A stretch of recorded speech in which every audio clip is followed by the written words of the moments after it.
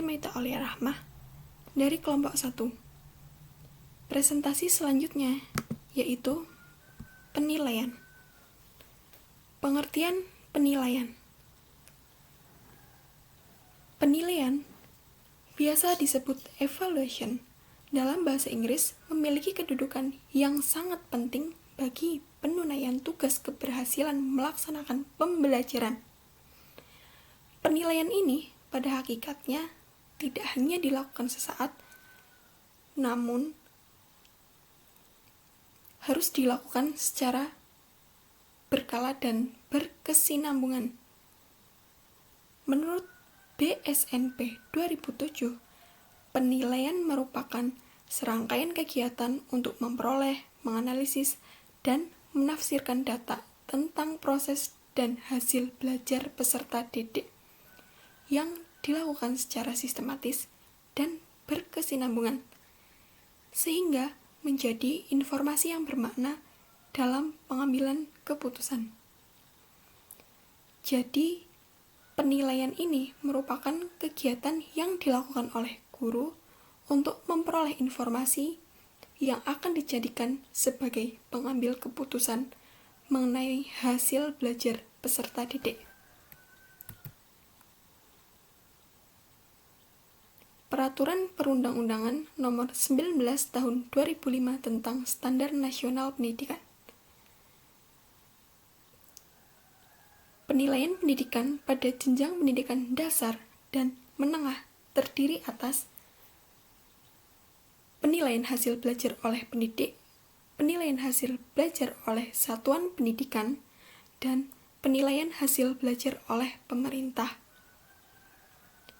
Setiap satuan pendidikan itu selain melakukan perencanaan proses pembelajaran juga melakukan penilaian hasil pembelajaran agar upaya terlaksananya proses pembelajaran itu efektif dan efisien.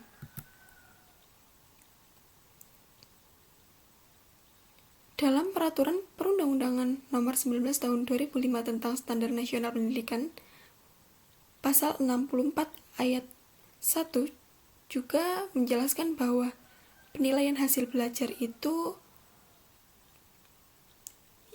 dilakukan oleh pendidik secara berkesinambungan untuk memantau proses kemajuan dan perbaikan hasil belajar dalam bentuk ulangan harian, ulangan tengah semester, ulangan akhir semester, dan ulangan kenaikan kelas.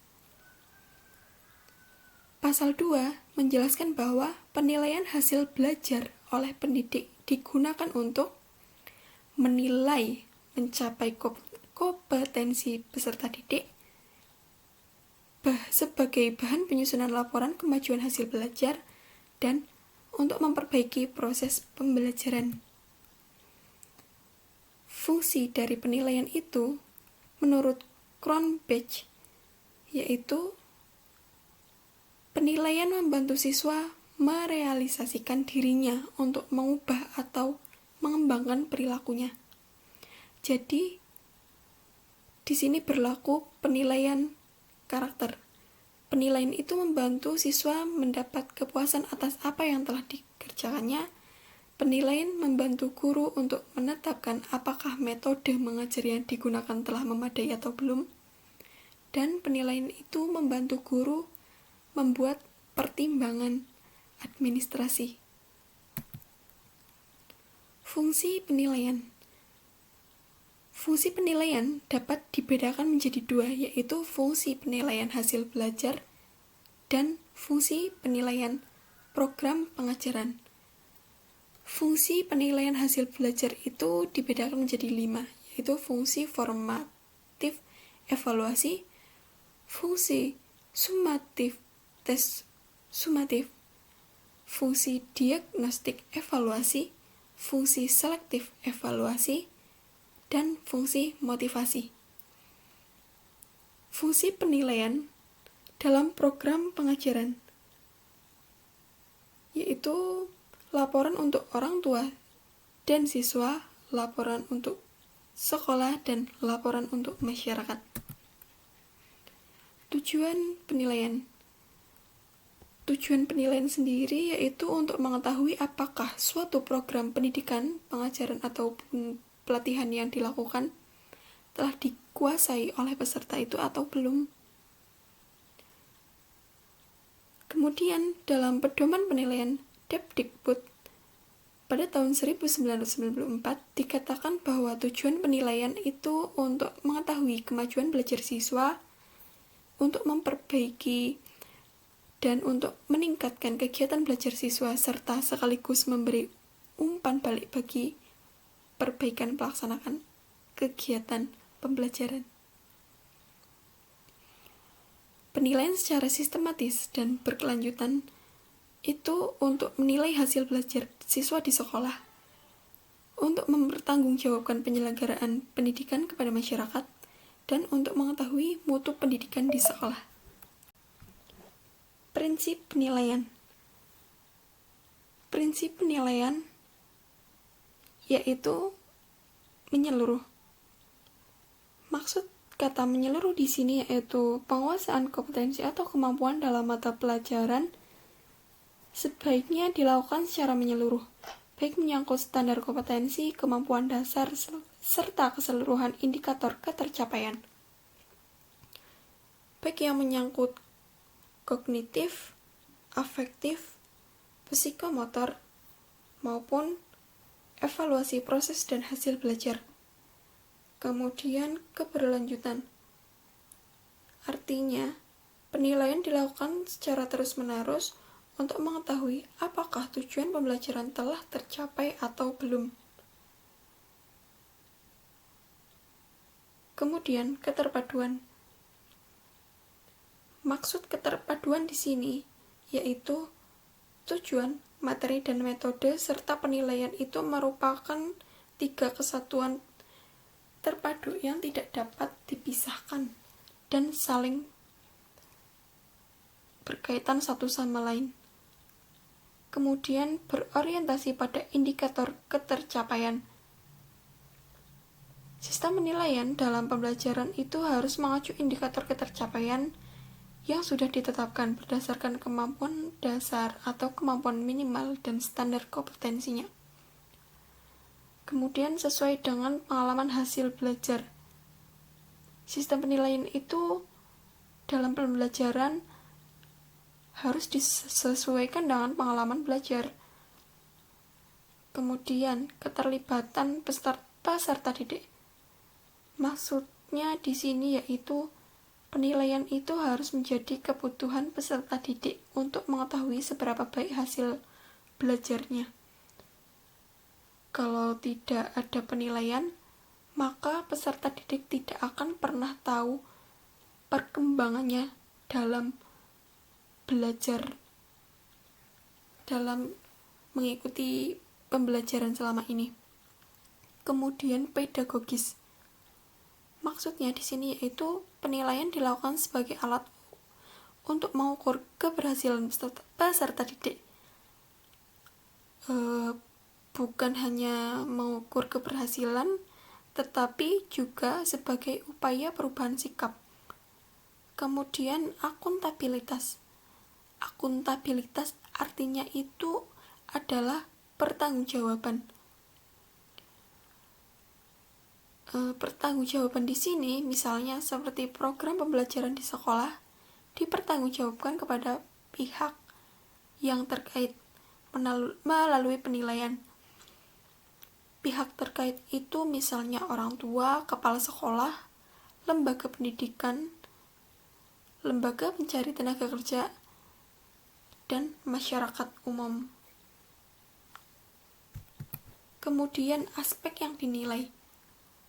Aspek yang dinilai itu terbagi menjadi 2, yaitu aspek kognitif dan aspek afektif.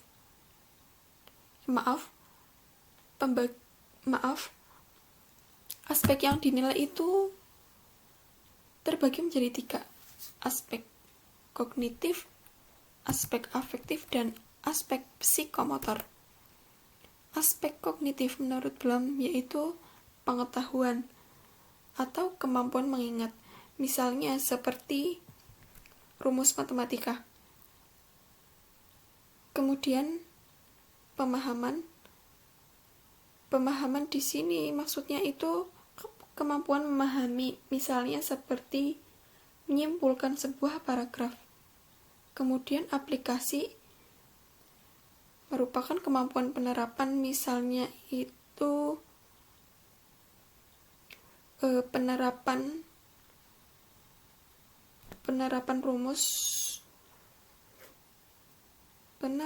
rumus untuk memecahkan suatu permasalahan dalam matematika misalnya.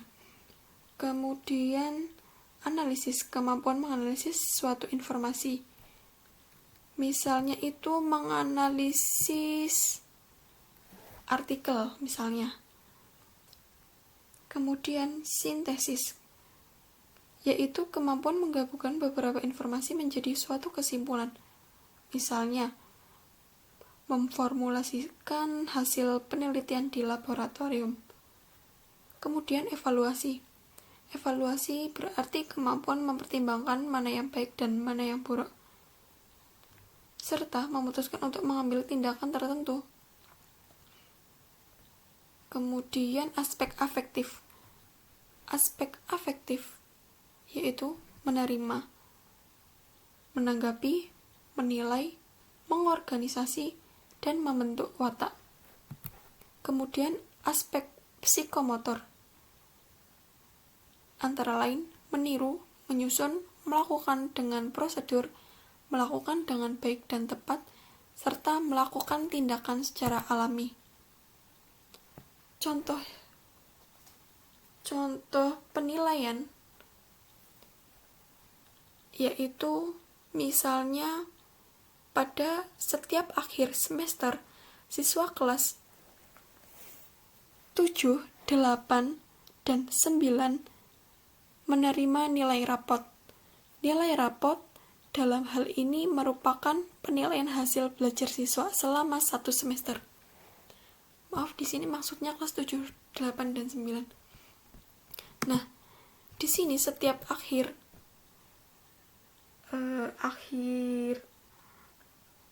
ujian tengah semester itu para siswa memperoleh nilai rapot sebagai penilaian hasil belajar siswa selama 1 semester untuk mengetahui perkembangannya dalam belajar selama 1 semester itu. Lebih baikkah atau nilainya turunkah atau biasa-biasa sajakah, seperti itu. Kemudian contoh lainnya yaitu misalnya dari seluruh nilai tes yang dilakukan terdapat beberapa anak yang masih berada di bawah nilai KKM dan atau sebaliknya. Dari hasil tersebut, guru itu dapat mengetahui apa saja kemampuan siswa yang masih belum mampu dicapai. Guru juga dapat memutuskan bagaimana sistem pembelajarannya dilakukan ke depannya nanti. Nah, jadi penilaian ini sangat penting dilakukan dalam proses belajar mengajar atau pelatihan lainnya. Untuk mengetahui perkembangan siswa sudah baik atau belum, sudah paham atau belum, serta siswa dapat menjadi pendidik yang lebih baik dan berkarakter.